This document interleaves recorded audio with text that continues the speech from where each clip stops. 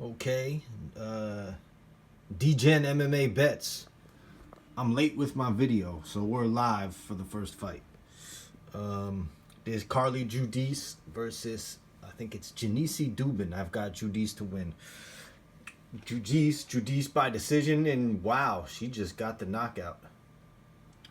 Just got the KO as I speak. So here we go.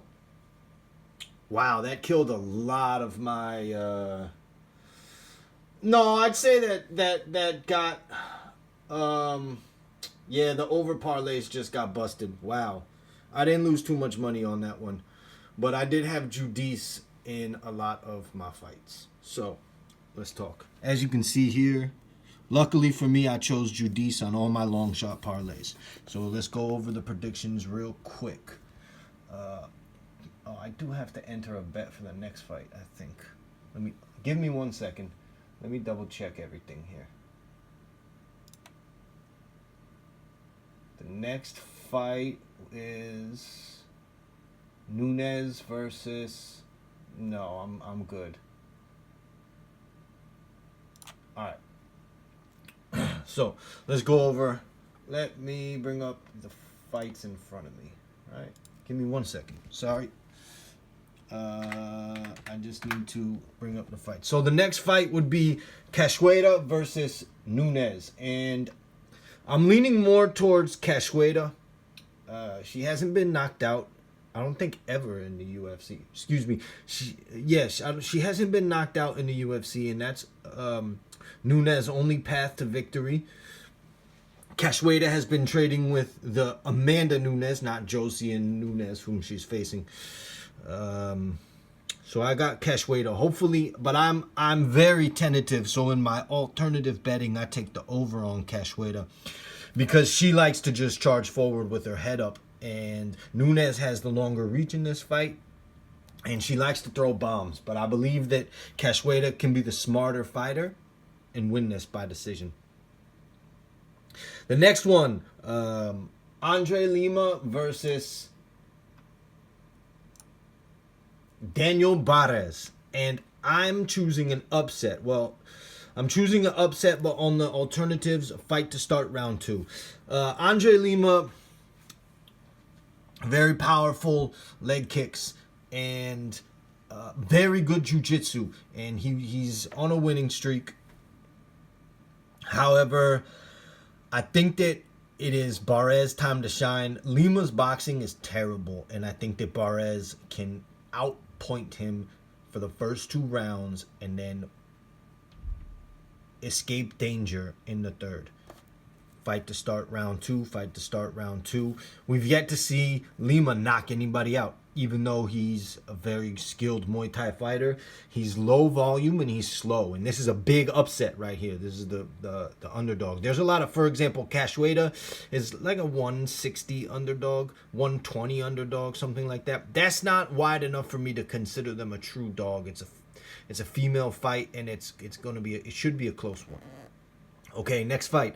I've got Luciano over Sam Hughes. I'm also taking the over on the alternative. And simply put, I believe that Sam Hughes just is not fast enough on the feet to cover the distance where Luciano can be the ranged fighter. But we'll see. Hughes having more experience, and this is Luciano's technically second fight in the UFC. So now we have Musasa versus Carlos Vera, and I believe this is a huge mismatch because Carlos Vera is predominantly a jiu-jitsu player, whereas Musasa seems very well-rounded, good takedown defense, and is violent, likes to throw bombs. So I've got Musasa all across the board. Let's see, next fight. Yu Su Young versus AJ Cunningham, and this is a tough one to call. AJ Cunningham, second fight in the UFC, dropping down a weight class, but I'm still going with Su Young. He seems to have technical enough understanding on the feet to get in and score the takedowns. We'll see what AJ Cunningham's wrestling experience is like. Now, the next fight we have is Ryan Spann versus Waldo Cortez Acosta, and this is a tough one. Spann moving up in weight class. Cortez Acosta, decent boxing. Not quite a knockout artist. You know, it's hard to judge his fights. His last fights were Arlovsky, which I believe he lost to Arlovsky. He beat what's his name, Roman Despain, just with lay and pray. But he was getting pieced up on the feet. And but you know, Ryan Spann, generally known for making just bad decisions and rather unfavorable losses. I'm still going with Ryan Spann on this one. Here's the other, you know, big underdog that I'm really choosing here. So Sung Woo over Vallejos. The reason I say that, because Vallejos has 2 Contender Series fights.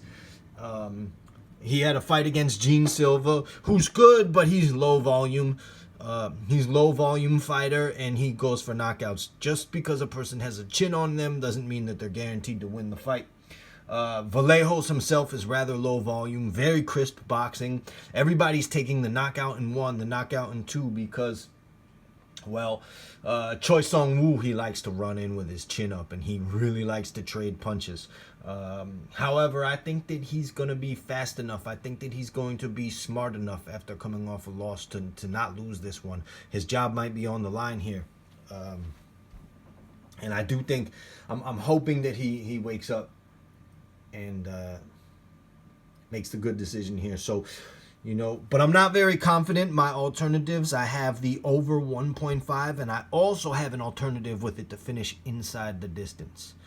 So those are my alternative bets for those choices. These are my primary choices. These are my secondary choices. I have a 1, 2, 3 theme. It's just $1, $2, $3. I have other bets on the table, but this is all I'm going over for this fight card. I did a lot of research, but I don't like this fight card from a betting perspective. I have a bet on something like, for example, I had Judice, Nurgozai, and Dolidze. Judice, Nurgozai fight to start 2. Judice, Nurgozai fight to start 3. And Judice did a wonderful job there. So the next fight would be, Nurgozai versus Ribeiro. I do have a hedge on Ribeiro by decision, because Nurgozai is so low volume that Ribeiro can literally win the fight with like 3 leg kicks per round and just do nothing. But I don't think that Ribeiro is all that good of a fighter. I don't know if he's really shown his potential. Just not really skilled on the feet and not really smart on the ground. But we'll see what happens this fight. That being said, I do have a little bit of money invested in Nurgozai. I'm hoping that he pulls through. Not necessarily by knockout, but just having his power scare Ribeiro enough to win the round based on control of the center of the octagon, pressure, and more of the significant strikes. Next fight, Damon Blackshear versus Cody Gibson. Man, Cody Gibson on the feet is not pretty. And Damon Blackshear, surprisingly, is quite fast for somebody who is really good at wrestling and jiu-jitsu. You typically don't see somebody like that quick on the feet. And in this case, Blackshear has multiple paths to victory. I like TKO the most. The fighters nowadays are getting smarter. They're going position over submission. That being said, Blackshear has fantastic submissions that he can rely on. And, I've got Blackshear all across the board. So, the fight after that is probably my least favorite fight of the card. Alexander Hernandez versus Kurt Holobaugh. In every respect, Kurt Holobaugh should win this fight, which is interesting because he comes in as the dog. But the problem with Kurt Holobaugh is once he gets on his back, I don't think he's ever gotten up in his entire UFC career. But Alex Hernandez just doesn't like to wrestle. And Alex Hernandez is so low volume, he does absolutely nothing during his fights.